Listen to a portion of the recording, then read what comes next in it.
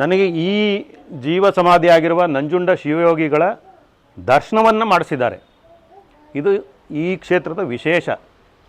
ಅದು ನಾನು ಈ ಜನ್ಮದ ನನ್ನ ಪುಣ್ಯ. ಇದು ನಾನು ಈ ಕ್ಷೇತ್ರದಲ್ಲಿ ಬಂದು ಈ ಗುರುಗಳ ಒಂದು ದರ್ಶನ ಪಡೆದದ್ದು, ಹಾಗೂ ಇವರ ಆಶೀರ್ವಾದ ಸದಾಕಾಲ ನಮ್ಮ ಮೇಲಿದೆ. ಹಾಗಾಗಿ ನಮಗೆ ಎಲ್ಲ ರೀತಿಯಲ್ಲೂ ಅನುಕೂಲಗಳಾಗಿವೆ.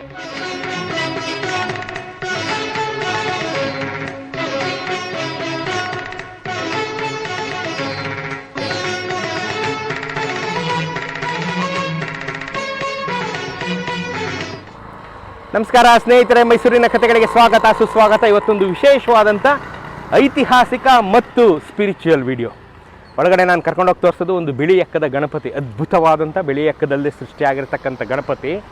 ಇನ್ನೊಂದು ನನ್ನ ಪರಮ ಗುರುಗಳು, ಮೂರನೇ ಕೃಷ್ಣರಾಜ ಒಡೆಯರ ಗುರುಗಳು, ಮೂರನೇ ಕೃಷ್ಣರಾಜ ಒಡೆಯರ ಕಾಲದಲ್ಲಿ ಇದ್ದಂಥ ಗುರುಗಳು, ಅತ್ಯಂತ ಶಕ್ತಿಶಾಲಿಯಾದಂಥ ಗುರುಗಳ ಸಮಾಧಿ ಇಲ್ಲಿದೆ. ಇವತ್ತು ನಾನು ನಿಮ್ಮ ಮುಂದೆ ಈ ವಿಡಿಯೋ ಮಾಡ್ತಾ ಇರೋದಕ್ಕೆ, ಜೀವಂತವಾಗಿರೋದಕ್ಕೆ ಆ ಪುಣ್ಯಾತ್ಮ ಕಾರಣ. ಅವ್ರನ್ನ ನಾನು ನಮ್ಗೆ ತೋರಿಸಲೇಬೇಕು. ನಾನು ಹೆಂಗಪ್ಪ ಇಲ್ಲೆಲ್ಲ ಓಡಾಡ್ತಾ ಇದ್ದೀನಿ, ಇಷ್ಟು ಶಕ್ತಿ ತುಂಬಿಕೊಂಡು ಅಂತ ನೀವೆಲ್ಲ ಕೇಳ್ತಾ ಇರ್ತೀರಲ್ಲ. ನನ್ನ ಶಕ್ತಿ ಕೇಂದ್ರ ಇದು, ತೋರಿಸ್ತೀನಿ ಬನ್ನಿ.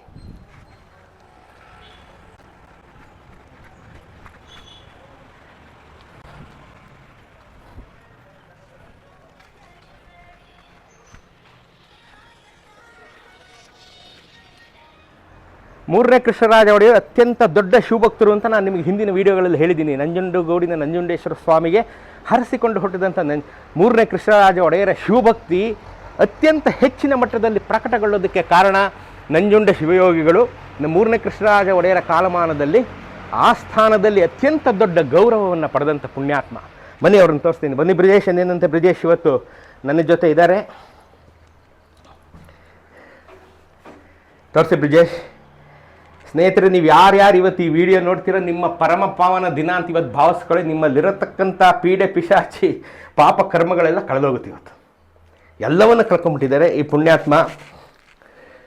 ನಂಜುಂಡ ಶಿವಯೋಗಿಗಳು ಮೂರನೇ ಕೃಷ್ಣರಾಜ ಒಡೆಯರ ಕಾಲದಲ್ಲಿ ಒಂದು ದಿನ ಆಸ್ಥಾನದಲ್ಲಿ ಯಾವುದೋ ಮಾತಿಗೆ ವಾದ ವಿವಾದಗಳನ್ನಾದಂಥ ಕಾಲದಲ್ಲಿ ತಮ್ಮ ಕರುಳನ್ನು ಬಗೆದು ಹಾರವನ್ನಾಗಿ ಮಾಡಿಕೊಂಡಂಥ ಅತ್ಯಂತ ದೊಡ್ಡ ತಾಂತ್ರಿಕ ಸಾಧಕ, ಅತ್ಯಂತ ದೊಡ್ಡ ಸಾಧಕ, ಅತ್ಯಂತ ದೊಡ್ಡ ಶಿವಭಕ್ತರು, ಅತ್ಯಂತ ದೊಡ್ಡ ಯೋಗಿಗಳು, ಸಾಧಕರು, ನಮ್ಮನ್ನೆಲ್ಲ ಸಾರೋದ್ಧಾರ ಮಾಡಿದಂಥ ಪುಣ್ಯಾತ್ಮ. ಇವತ್ತು ನಾನು ನಿಮ್ಮ ಮುಂದೆ ಬದುಕಿದ್ದೀನಿ, ಈ ವಿಡಿಯೋ ಮಾಡ್ತಾ ಇದ್ದೀನಿ ಅನ್ನೋದಕ್ಕೆ ಈ ನನ್ನ ಗುರು ಕಾರಣ, ಪರಮ ಗುರು. ಏನಪ್ಪ ಧರ್ಮಿ ಇಷ್ಟ ಏನೋ ಹೇಳ್ತಾ ಇದ್ದೀನಿ ಇತಿಹಾಸದಲ್ಲಿ ಅಂತ. ಇತಿಹಾಸದ, ಮೈಸೂರಿನ ಇತಿಹಾಸದ ಅತ್ಯಂತ ಪ್ರಮುಖವಾದಂಥ ಘಟ್ಟ ಇದು. ಮೂರನೇ ಕೃಷ್ಣರಾಜ ಒಡೆಯರ ಆದಿಯಾಗಿ ಎಲ್ಲ ರಾಜ ಮಹಾರಾಜಗಳು ಅತ್ಯಂತ ದೊಡ್ಡ ಶಿವಭಕ್ತರಾಗಿ ಇಷ್ಟು ದೊಡ್ಡ ಜನೋಪಕಾರವನ್ನು ಮಾಡೋದಕ್ಕೆ ಕಾರಣಕರ್ತರಾದಂಥವರು ಈ ಗುರುಗಳು, ಅತ್ಯಂತ ದೊಡ್ಡ ಸಾಧಕರು. ತೋರಿಸಿ.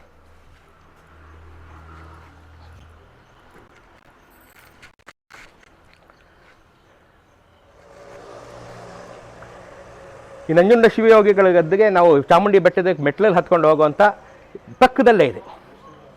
ಯಾವ ರಸ್ತೆ ಇದು? ಹರಿಶ್ಚಂದ್ರ ರಸ್ತೆಯಲ್ಲಿದೆ. ನಿಮಗಿದು ಸುಲಭ ಕಾಣಸಿಗೋದಿಲ್ಲ, ಸುಲಭ ಕಾಣಸಿಗಲೂಬಾರ್ದು. ನಿಮ್ಮ ಪುಣ್ಯದ ಟೈಮ್ ಬಂದರಷ್ಟೇ, ನಿಮ್ಗೆ ಒಳ್ಳೆ ಟೈಮ್ ಬಂದರಷ್ಟೇ ಈ ದೇವಸ್ಥಾನ ಕಾಣಕ್ಕೆ ಸಿಗೋದು. ಅಂಥ ದೇವಸ್ಥಾನ ಇದು. ನೀವು ಪ್ರತಿಯೊಬ್ಬರು ಬಂದು ಇಲ್ಲಿ ನೋಡಿಬಿಟ್ರೆ ನಿಮ್ದು ಏನೇನು ನಿಮ್ಮ ಬದುಕಿನಲ್ಲಿ ತುಂಬ ದಿವಸದಿಂದ ಏನೇನು ನೋವುಗಳನ್ನು ಅನುಭವಿಸ್ತಾ ಇದ್ದೀರಂಥ ಮಾನಸಿಕವಾದ್ದು, ದೈಹಿಕವಾದ್ದು, ಗೋಚರವಾದ್ದು, ಗೋಚರವಲ್ಲದ್ದು ಎಲ್ಲ ನೋವುಗಳ ನಿವಾರಕ ಸ್ಥಳ, ಎಲ್ಲ ನೋವುಗಳ ನಿವಾರಕ ಸ್ಥಳ. ನಾನು ಈ ಮಾತನ್ನು ಅನುಭವಿಸಿ ಹೇಳ್ತಾ ಇದ್ದೀನಿ. ಐ ರಿಪೀಟ್, ಅನುಭವಿಸಿ ಹೇಳ್ತಾ ಇದ್ದೀನಿ. ನಂಜುಂಡ ಶಿವಯೋಗಿಗಳು ನಾವು ಕಂಡಂಥ ಅತ್ಯಂತ ದೊಡ್ಡ ಸಾಧಕರು. ಮೂರನೇ ಕೃಷ್ಣರಾಜ ಒಡೆಯರ ಕಾಲದಲ್ಲಿ ಇವರ ತಮ್ಮನ ಮಕ್ಕಳಲ್ವಾ, ಮಕ್ಕಳಾದಂಥ ನೀವು ಇನ್ನೊಬ್ಬರು ಶಿಲ್ಪಿ ಸಿದ್ಧಾಂತಿ ಸಿದ್ಧಲಿಂಗ ಸ್ವಾಮಿಗಳನ್ನು ಹೇಳಿದ್ದೀನಲ್ಲ. ನಾನು ಜಯಚಾಮರಾಜ ಒಡೆಯರ ಕಥೆ ನಿಮ್ಗೆ ಭಾಳ ಸರಿ ಹೇಳಿದ್ದೀನಿ. ಅವರು ವೇದಗಳನ್ನು ಕನ್ನಡಕ್ಕೆ ತರ್ಜುಮೆ ಮಾಡಿಸಿ 10,000 ಕಾಪಿ ಹಾಕಿ ಹಂಚಿದ್ರು ಅಂತ. ಶಿಲ್ಪಿ ಸಿದ್ಧಾಂತಿಗಳೇ ಅದರ ಕಾರಣಕರ್ತರು. ಶಿಲ್ಪಿ ಸಿದ್ಧಾಂತಿ ಸಿದ್ಧಲಿಂಗ ಸ್ವಾಮಿಗಳು ಅದನ್ನು ಮಾಡಿದಂಥ ಪುಣ್ಯಾತ್ಮ. ನಂಜುಂಡ ಶಿವಯೋಗಿಗಳು ಮೂರನೇ ಕೃಷ್ಣರಾಜ ಒಡೆಯರಿಗೆ ದಾರಿಯನ್ನು ತೋರಿಸಿದಂಥ ಪುಣ್ಯಾತ್ಮ. ಶಿವಭಕ್ತಿ ಅಂದರೆ ಏನು ಅಂತ ತೋರಿಸಿದಂಥ ಪುಣ್ಯಾತ್ಮ. ಅದಾದಮೇಲೆ ಮೂರನೇ ಕೃಷ್ಣರಾಜ ಒಡೆಯರು ಅತ್ಯಂತ ದೊಡ್ಡ ಶಿವಭಕ್ತರಾಗೋಗ್ತಾರೆ, ತುಂಬ ದೊಡ್ಡ ಶಿವಭಕ್ತರಾಗ್ತಾರೆ. ಅವರ ಇಡೀ ಜೀವನವೆಲ್ಲ ಶಿವನ ಧ್ಯಾನದಲ್ಲೇ ಕಳೆದು ಬಿಡ್ತಾರೆ. ಕೈಲಾಸವನ್ನು ಇದ್ದ ಮೂರನೇ ಕೃಷ್ಣರಾಜ ಒಡೆಯರಿಗೆ ಗುರು ಸಮಾನರಾದಂಥವರು ನಂಜುಂಡ ಶಿವಯೋಗಿಗಳು. ತುಂಬ ದೊಡ್ಡ ಸಾಧನೆ ಮಾಡಿ, ತುಂಬ ಎಲೆಮರೆಕಾಯಂತೆ ಇದ್ದು ತನ್ನ ಬಳಿ ಬಂದವರನ್ನು ಎಂದಿಗೂ ಕೈ ಬಿಡದೆ ಹರಿಸೋವಂಥ ಪುಣ್ಯಾತ್ಮ ಶಿಲ್ಪಿ ಸಿದ್ಧಾಂತಿ ನಂಜುಂಡ ಶಿವಯೋಗಿಗಳು. ನೀವು ಬಂದಿದ್ದು ನೋಡಲೇಬೇಕು. ನೀವು ಹರಿಶ್ಚಂದ್ರ ಘಾಟಲ್ಲಿ ನಮ್ಮ ಎಲೆಕ್ಟ್ರಿಕ್ ಕ್ರಿಮೇಷನ್ ಪಕ್ಕದಲ್ಲೇ ಇದೆ. ಸತ್ಯ ಹರಿಶ್ಚಂದ್ರ ಘಾಟ್ ಪಕ್ಕದ ಕಾರ್ನರು ಒಂದು ಬಿಲ್ಡಿಂಗ್ ಇದೆ, ಅದು ಬಿಟ್ಟರೆ ಈ ದೇವಸ್ಥಾನ ಇದೆ. ನೀವು ಒಂದು ಸಲ ಇಲ್ಲಿ ಬಂದರೆ ನಿಮ್ಮ ಜೀವಮಾನ ಪೂರ್ತಿ ನೀವು ಬರ್ತಾ ಇರ್ತೀರಿ. ಆಯಿತಾ? ಈಗ ನನ್ನ ಸ್ನೇಹಿತರನ್ನು ಪರಿಚಯ ಮಾಡುವಂಥ ಸಮಯ. ಇವರು ನನ್ನ ಹಿರಿಯ ಗುರು ಸಮಾನರಾದಂಥ, ಈಗ ಅವರ ಮೊಮ್ಮಕ್ಕಳಾದಂಥ ನಂಜುಂಡ ಶಿವಯೋಗಿಗಳ ಮೊಮ್ಮಕ್ಕಳಾದಂಥ ಜಗದೀಶ್ರವರು ಅಷ್ಟೇ ಸಾಧಕರು, ಅಷ್ಟೇ ದೊಡ್ಡ ಸಾಧಕರು. ಜಗದೀಶ್ರವರು ಅಷ್ಟೇ ದೊಡ್ಡ ಸಾಧಕರು, ಇವತ್ತಿನ ನನ್ನ ಈ ಬದುಕಿನ ಉಸಿರಿಗೆ ಕಾರಣರಾದಂಥ ಜಗದೀಶ್ ಅವರು. ಈಗ ಇಲ್ಲಿ ನೋಡಿಕೊಂಡು ಈ ದೇವಸ್ಥಾನದ ಮೇಲ್ವಿಚಾರಣೆ ಮಾಡ್ಕೊಂಡು ಅವ್ರು ಇಲ್ಲೇ ಉಳ್ಕೊಂಬಿಟ್ಟಿದ್ದಾರೆ ಜಗದೀಶ್ ಅವರು. ಅವರ ಶಕ್ತಿಯನ್ನು ನಾನು ಹೇಳ್ಬಿಟ್ರೆ ನಿಮಗೆ ಅದು ಆಶ್ಚರ್ಯ ಅನ್ಸ್ಬೋದು. ತಾವು ಒಂದ್ಸಲಿ ಬಂದು ಇಲ್ಲಿ ನೋಡಿದಾಗ 31 ವರ್ಷಗಳಿಂದ ಅಖಂಡವಾದ ಸಾಧನೆ ಅವರಿಲ್ಲಿ ಮಾಡ್ತಾ ಇದ್ದಾರೆ. ನೀವೊಂದ್ಸಲಿ ಬಂದು ಅವರನ್ನು ಮಾತಾಡಿಸ್ಬಿಟ್ರೆ ಇನ್ನೊಂದು ಸಲ ನೀವು ಇನ್ನೆಲ್ಲೂ ಹೋಗಲಾರದು. ಗೊತ್ತಾಯ್ತಲ್ಲ ಸ್ನೇಹಿತರೆ? ಮತ್ತೊಬ್ಬ ನನ್ನ ಗುರುಗಳಾದಂಥವರು ಮಣಿಶಂಕರ್ ಅಯ್ಯರು, ರಾಮೇಶ್ವರದಿಂದ ಗುರುದರ್ಶನಕ್ಕಾಗಿ ಬಂದಿದ್ದಾರೆ. ಮತ್ತೊಬ್ಬ ನನ್ನ ಗುರು ಸಮಾನರು, ಮತ್ತೊಬ್ಬ ನನ್ನ ಗುರುಗಳು. ನೋಡೋದಕ್ಕೆ ನೋಡಿ, ಇಬ್ಬರೂ ನೋಡೋದಕ್ಕೆ ಎಷ್ಟು ಸೌಮ್ಯವಾಗಿ, ಎಷ್ಟು ಸೌಂದರ್ಯಯುತವಾಗಿ, ಎಷ್ಟು ಮೌನವಾಗಿದ್ದಾರೆಯೋ ಅಷ್ಟೇ ಅಗಾಧವಾದಂಥ ಶಕ್ತಿಯನ್ನು ತಮ್ಮೊಳಗೆ ಇಟ್ಕೊಂಡಿದ್ದಾರೆ. ಸಪ್ತ ಸಾಗರಗಳಷ್ಟು ಶಕ್ತಿ ಅವರಿಬ್ಬರೊಳಗಡೆ ಇದೆ. ನನ್ನ ಮಾತು ಸುಳ್ಳಲ್ಲ, ನನಗೆ 55 ವರ್ಷದ ಅನುಭವದಲ್ಲಿ ಈ ಮಾತು ಹೇಳ್ತೀನಿ. ಸಪ್ತ ಸಾಗರದಷ್ಟು ಶಕ್ತಿ ಇವರೊಬ್ಬರೊಳಗಡೆ ಇದೆ. ಇವರಿಬ್ಬರನ್ನ ಇವತ್ತು ನೀವು ನೋಡಿದ್ರಿ, ಗುರುನ ಇವತ್ತು ನೀವು ನೋಡಿದ್ರಿ ಅಂದರೆ ನಿಮ್ಗೆ ಯಾವುದೋ ಜನ್ಮದ ಪುಣ್ಯ ಇತ್ತು, ಇವತ್ತು ನೀವು ಇದನ್ನು ಇವ್ರನ್ನ ನೋಡಿದ್ದೀರಿ. ಅಷ್ಟು ನೀವು ಇಟ್ಕೊಳ್ಳಿ. ಧರ್ಮೀನ್ ನೀವು ಬಂದು ನೋಡಿದ್ಮೇಲೆ ಇವಾಗ ನೀವು ಧರ್ಮೀನ್ ಹುಚ್ಚ ಅಂತೀರಿ. ನೀವು ಇಲ್ಲಿ ದೇವಸ್ಥಾನಕ್ಕೆ ಬಂದ ಮೇಲೆ ಧರ್ಮಿ ಕರೆಕ್ಟ್ ಅಂತ ನೀವು ನನ್ನ ಹತ್ರ ಬಂದು ನೀವೊಂದು ಕಾಫಿ ಕೊಡಿಸ್ತೀರಿ. ಆಯಿತಾ? ಇನ್ನು ನನ್ನ ಈ ಬದುಕಿನಲ್ಲಿ ಮಹತ್ವವಾದಂಥ ತಿರುವನ್ನು ಕೊಟ್ಟಂಥ ನನ್ನ ಬಾಲ್ಯ ಸ್ನೇಹಿತ ಮಹೇಶ್ ಅವರು ನನ್ನನ್ನು ತುಂಬ ಕಡುಕಾಲ ಕಷ್ಟದಲ್ಲಿದ್ದಾಗ ಬಂದು ಕೈ ಹಿಡಿದು ಕಾಪಾಡಿದಂಥ ಪುಣ್ಯಾತ್ಮ ಮಹೇಶ. ನಾನು ಅವನು ಬಾಲ್ಯ ಸ್ನೇಹಿತರು. ಈ ಬೇಸಿಕಲಿ ಸಿವಿಲ್ ಇಂಜಿನಿಯರ್, ಇವಾಗಲೂ ಕನ್ಸ್ಟ್ರಕ್ಷನ್ ಮಾಡಿಕೊಂಡು ನೂರಾರು ಜನಕ್ಕೆ ಅವರು ಈ ರೀತಿಯಾದಂಥ ಸಹಾಯಗಳನ್ನು ಮಾಡಿ ತುಂಬ ಜನರ ಬಾಳಿಗೆ ಬೆಳಕಾಗುವಲ್ಲಿ ಕಾರಣರಾಗಿದ್ದಾರೆ. ಮೀಟ್ ಮಿಸ್ಟರ್ ಮಹೇಶ್, ನಮ್ಮ ಬಾಲ್ಯ ಸ್ನೇಹಿತ. ಆ್ಯಂಡ್ ನನ್ನ ಮತ್ತೊಬ್ಬ ಬಾಲ್ಯ ಸ್ನೇಹಿತ, ಬನ್ನಿ ಇಲ್ಲಿ ರುದ್ರೇಶ್. ಎಲ್ಲೋಟ್ರಪ್ಪ ನೀವು? ರುದ್ರೇಶ್ ಅವರು, ಇವರು ನನ್ನ ಬಾಲ್ಯ ಸ್ನೇಹಿತರು. ಭಾಳ ನಾವು ಎಲ್ಲ ಜೊತೆ, ನನಗೆ ಸೀನಿಯರು, ಆದರೂ ನಮ್ಮನ್ನೆಲ್ಲ ಜೊತೆಯಲ್ಲೇ ಆಡಿಸಿ ಬೆಳೆಸಿ ನಮ್ಮ ಜೊತೆಯಲ್ಲೇ ಇದ್ದಂಥವ್ರು ರುದ್ರೇಶು. ಅಮಿತ್ತು ಮೇಡಮ್, ನಿಮ್ಮ ಹೆಸರು ಹೇಳಿ? ಸರ್ವಮಂಗಳ ಅಂತ. ಇವರು ಈ ಗುರುವಿನ ಶಿಷ್ಯರು, ಭಕ್ತರು. ಆಯ್ತಲ್ಲ? ಈಗ ನಿಮಗೆ ನಾನು ಇವತ್ತಿನ ಹೈಲೈಟ್ ತೋರಿಸೋಂಥ ಸಮಯ. ಬನ್ನಿ.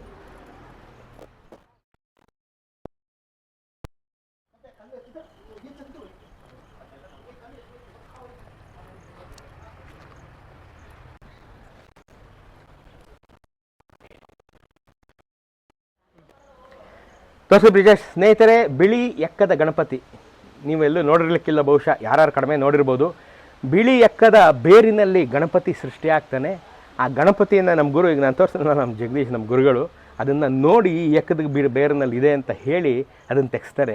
ಅಜಮಾಸು 55-60 ವರ್ಷಗಳಷ್ಟು ಹಿಂದೆ ತೆಗೆದಂಥ ಗಣಪತಿಯ ದರ್ಶನವನ್ನು ನೀವು ಮಾಡಿ. ಅವನು ಅರ್ಕ ಗಣಪತಿ, ಹಿಂದೆ ತಾಯಿ ಕಾಣ್ತಾ ಇರೋಳು ದುರ್ಗಾ ಪರಮೇಶ್ವರಿ, ಅವರಿಬ್ಬರನ್ನು ಮಧ್ಯೆ ಕಾಣ್ತಾ ಇರೋವಂಥ ಸ್ವಾಮಿ ಈಶ್ವರನನ್ನು, 3 ಜನನನ್ನು ದರ್ಶನ ಮಾಡಿ. ನೀವು ಬಿಳಿ ಎಕ್ಕದ ಗಣಪತಿಯನ್ನು ನೀವು ನೋಡ್ತಾ ಇದ್ದೀರಾ. ಆ ಗಣಪನನ್ನು ಎತ್ತಿ ತೋರಿಸ್ತೀನಿ ನಾನು ಈಗ, 1 ನಿಮಿಷ ಇರಿ.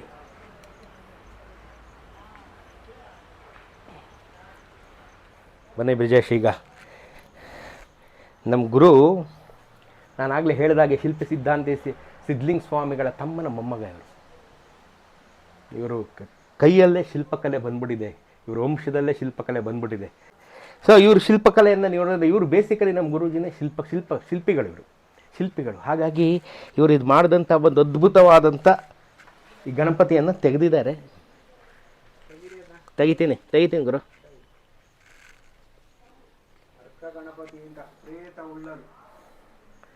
ತೋರಿಸಿ ಬ್ರಿಜೇಶ್ ಈಗ.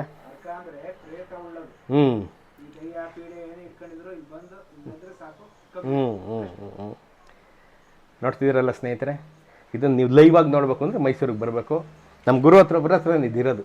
ನೀವು ಬಂದು ನಮ್ಮ ಗುರು ದರ್ಶನನೂ, ಈ ಅರ್ಕ ಗಣಪತಿ ದರ್ಶನ ಮಾಡಿದ್ರೆ ನಿಮ್ಗೆ ಹಿಡಿದಿರತಕ್ಕಂಥ ಎಂಥ ಪುರಾತನ ಜನ್ಮಾಂತರ ಕರ್ಮಾದಿಗಳು, ನಿಮ್ಮ ಪಾಪಗಳು, ನೋವುಗಳು ಎಲ್ಲ ಹೊರಟಾಯ್ತವೆ. ನಿಜ ನಾನು ಹೇಳ್ತೀನಿ, ಯಾಕೆಂದರೆ ನಾನು ಇದರಿಂದ ಉದ್ಧಾರ ಆಗಿದ್ದೀನಿ. ಬನ್ನಿ ನೀವು ಆಗಿ ಅಂತ ನಾನು ನಿಮಗೆಲ್ಲ ಓಪನ್ನಾಗಿ ಹೇಳ್ತಾ ಇದ್ದೀನಿ. ನೀವು ಎಲ್ಲ ಚೆನ್ನಾಗಿರೋಣ. ಈ ಮುದ್ದಾದ ಗಣಪನನ್ನು ನೀವು ನೋಡಿ, ಆಯಿತಾ?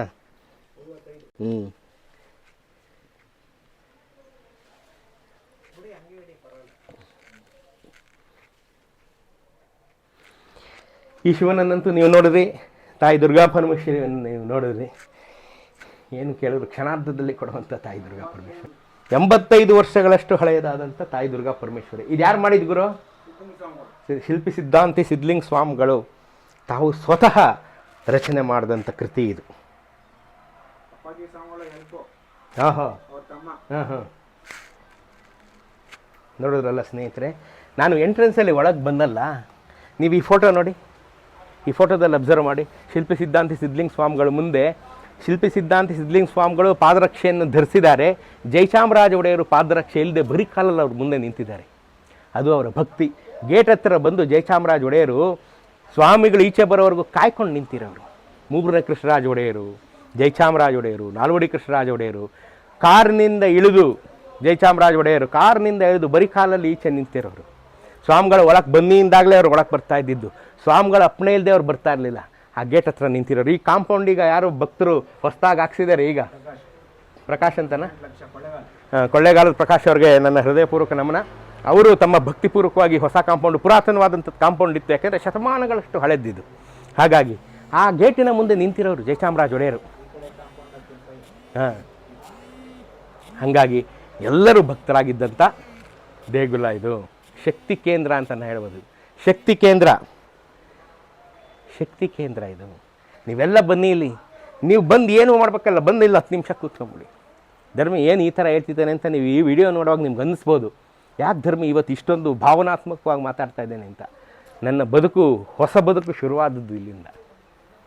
ನಾನು ರೀಬಾರ್ನ್ ಇಲ್ಲಿ, ನಾನು ಮರುಹುಟ್ಟು ಪಡೆದಿದ್ದೀನಿ ಇಲ್ಲಿಂದ, ನನ್ನ ಗುರುವಿನಿಂದ. ನನ್ನ ಗುರು ನನ್ನನ್ನು ಅಕ್ಷರಶಃ ಕಾದಂಥ ಪುಣ್ಯ. ನೀವು ಬಂದು ಆ ಗುರುನ ದರ್ಶನ ಮಾಡಿಬಿಡಿ, ಅವ್ರ ಗುರುನ ದರ್ಶನ ಮಾಡಿಬಿಡಿ. ಹರ್ಕ ಗಣಪತಿಯನ್ನು, ಬಿಳಿ ಎಕ್ಕದ ಗಣಪತಿಯನ್ನು ನೀವೆಲ್ಲೂ ಹಿಂದೆ ನೋಡಿರಲ್ಲ.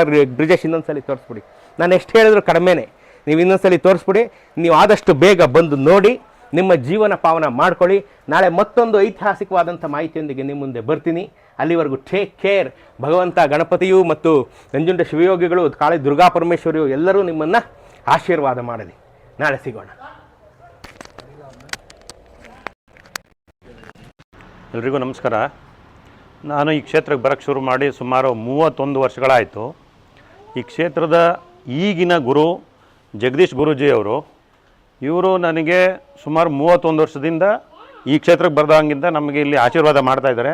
ಹಾಗೂ ಈ ಗುರುಗಳ ಒಂದು ಪವರ್ ಏನು ಅಂತಂದರೆ, ನನಗೆ ಈ ಜೀವ ಸಮಾಧಿಯಾಗಿರುವ ನಂಜುಂಡ ಶಿವಯೋಗಿಗಳ ದರ್ಶನವನ್ನು ಮಾಡಿಸಿದ್ದಾರೆ.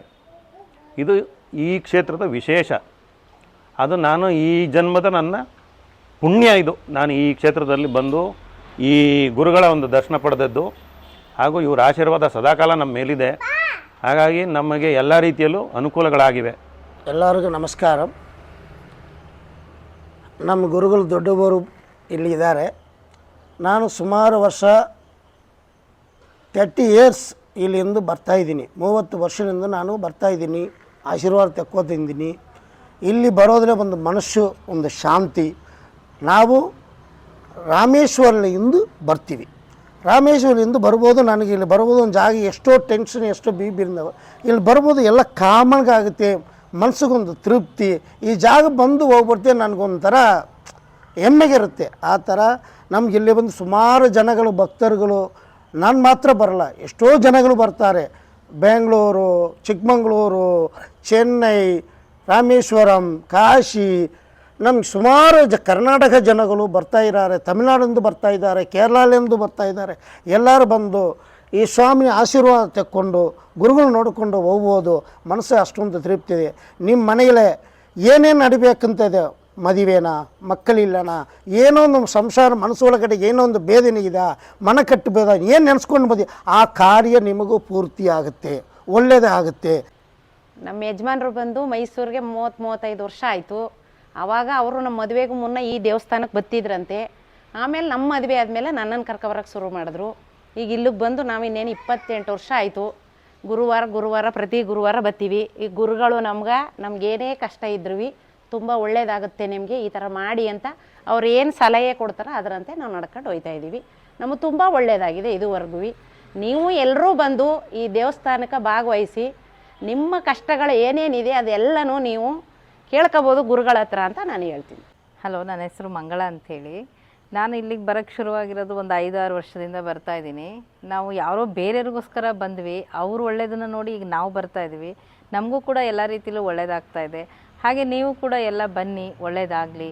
ಗುರು ಹಿರಿಯರ ಆಶೀರ್ವಾದ ಇದೆ, ಬನ್ನಿ. ಚಮತ್ಕಾರ ನಡೀತಾ ಇದೆ, ನಮಗೂ ಅದರ ಅನುಭವ ಆಗಿದೆ. ಒಳ್ಳೆಯದಾಗಲಿ, ಎಲ್ಲರಿಗೂ ಒಳ್ಳೆಯದಾಗಲಿ. ನಮಸ್ತೆ.